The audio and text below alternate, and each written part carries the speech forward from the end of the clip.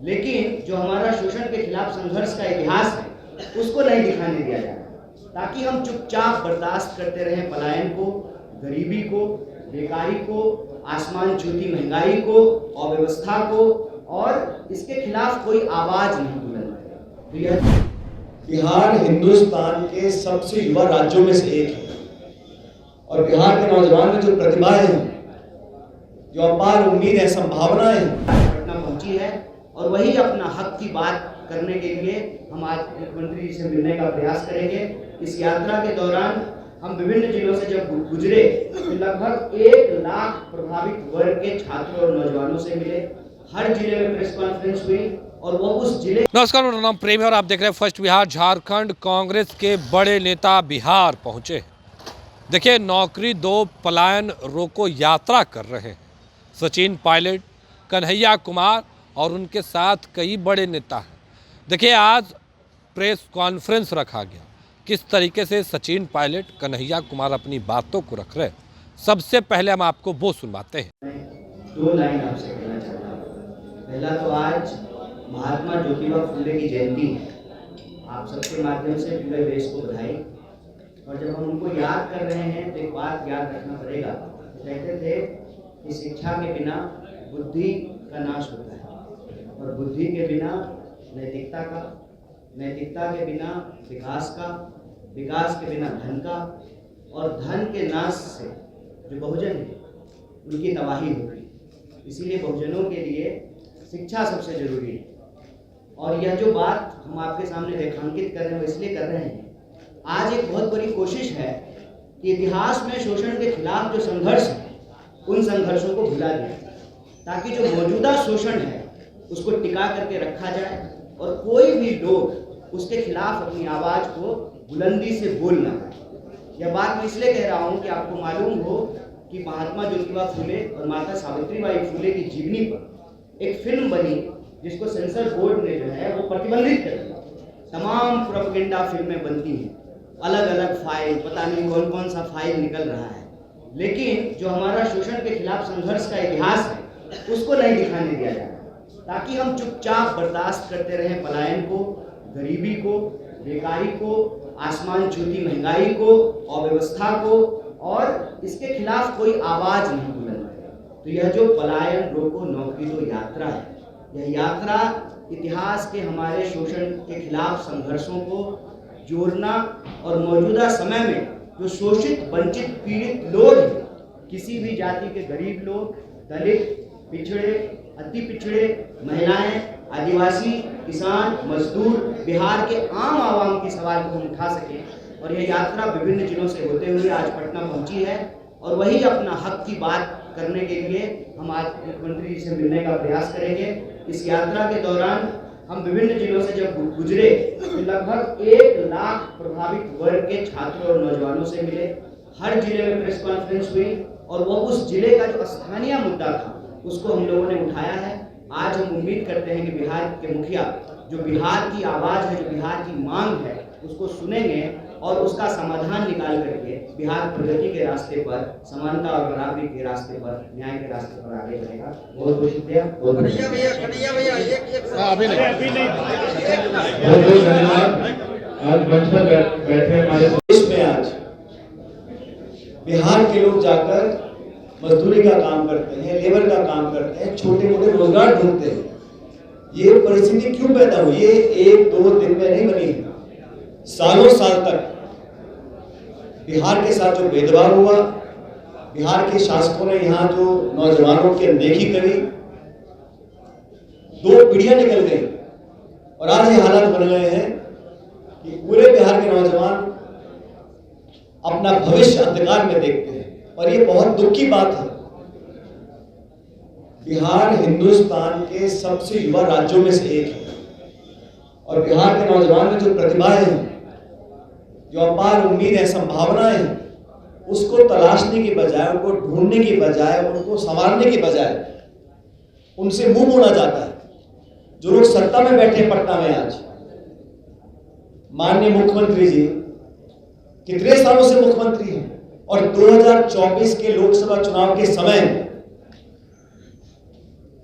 अगर आपको मोदी जी को समर्थन देना ही था, क्योंकि आपके समर्थन से वो सरकार बनी है दिल्ली में, नीतीश कुमार जी को अगर मोदी जी को समर्थन देना ही था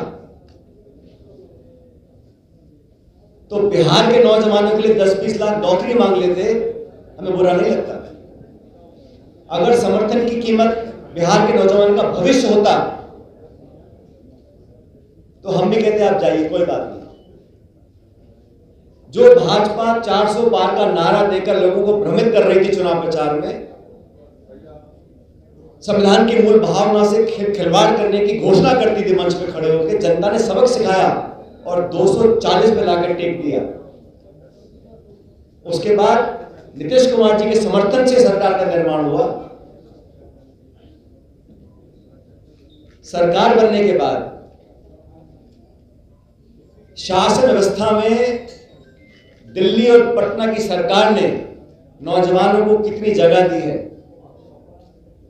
पिछले समय में जो फर्जीवाड़ा हुआ, जो धोखाधड़ी हुई, पेपर लीक हुआ, लोगों के मन में नौजवान अगर व्यवस्था पे विश्वास नहीं करेंगे, नौकरी प्रक्रिया चयन में उनका विश्वास नहीं रहेगा, ये बहुत खतरे की बात है देश और समाज के लिए। मैं धन्यवाद देना चाहता हूं युवक कांग्रेस का, NSUI का। उन्होंने बिहार के नौजवानों की अल्प को जगाने का काम किया है। बिहार के नौजवान किसी की दया नहीं मांग रहे, वो इतना चाहते हैं कि रिश्वत और पैसा देकर पेपरों को आउट ना किया जाए, भेदभाव करके नौकरियों का आवंटन ना किया जाए, प्रतिस्पर्धा हो लेकिन पारदर्शी तरीके से हो। नौजवान नौकरी मांगे हैं, सरकार को कोई चिंता नहीं है। सत्ता में रहने की उम्मीद हर राजनीतिक दल को होती है और मैं इसको बुरा नहीं मानता हूं, लेकिन जब इतने लंबे समय तक बार बार मौका लेने के बावजूद इन 20 सालों में कितने लोगों के भविष्य की चिंता करी है। आज लाखों लाख नौजवान बिहार के संभावनाओं को समाप्त होते देख अलग अलग राज्यों में जाते हैं। हम लोगों ने जवाबदेही तय करने के लिए इस यात्रा को निकाला। 26 दिन तक इस भीषण गर्मी में इस सैकड़ों नौजवान चले और आज मुख्यमंत्री से मिलने का समय मांगा है और पूछना चाहते हैं कि जिस प्रधानमंत्री को आपने हजारों हजार DNA के सैंपल भेजे थे, बिहारी अस्मिता का आपने उनको चैलेंज किया था, वही बिहारी आज आप नौजवान नौकरी मांग रहे हैं।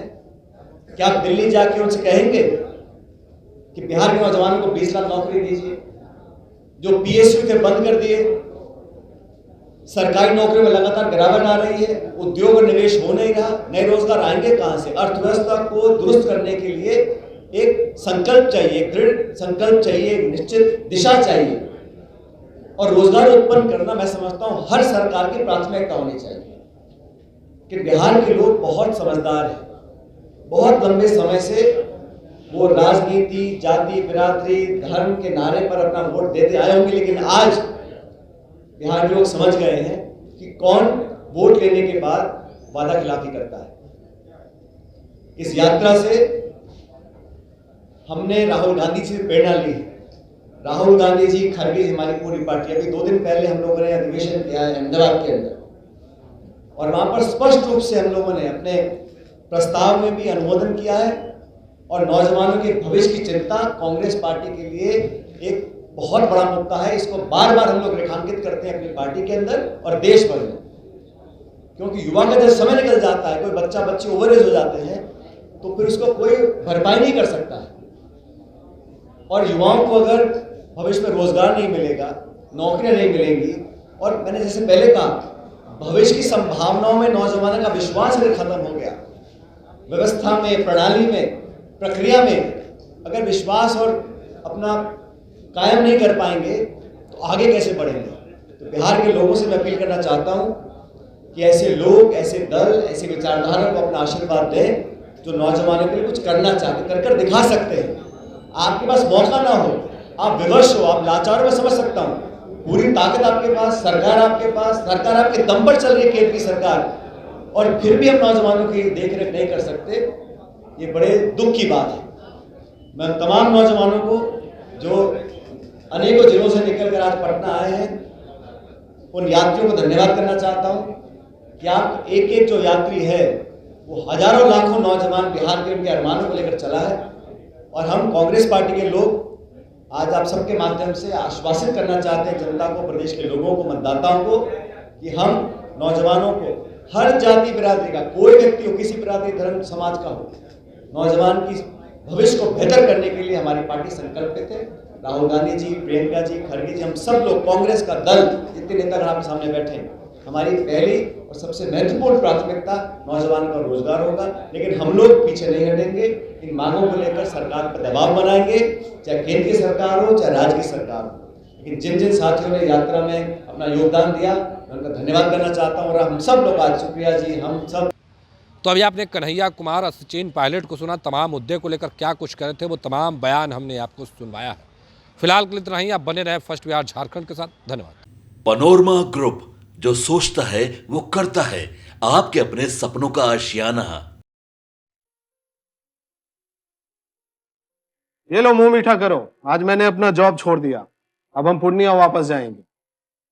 जॉब छोड़ दिया है? मतलब ये घर कैसे चलेगा? हम करेंगे क्या? और माँ बाबूजी क्या बोलेंगे? इसलिए मैं एक और मिठाई का डब्बा लाया। अपने बिजनेस के लिए लोन अप्रूव हो गया। अरे लोन अप्रूव हो गया वो तो ठीक है, लेकिन पूर्णिया में हम रहेंगे कहाँ? अपना घर भी तो नहीं है वहाँ। इसलिए तो एक और मिठाई का डब्बा अलग से लाया हूँ। हमने पूर्णिया में घर ले लिया है, पूर्णिया के ई होम्स पैनोरमा में। पूर्णिया में पैनोरमा ग्रुप लेकर आए हैं ई होम्स पैनोरमा।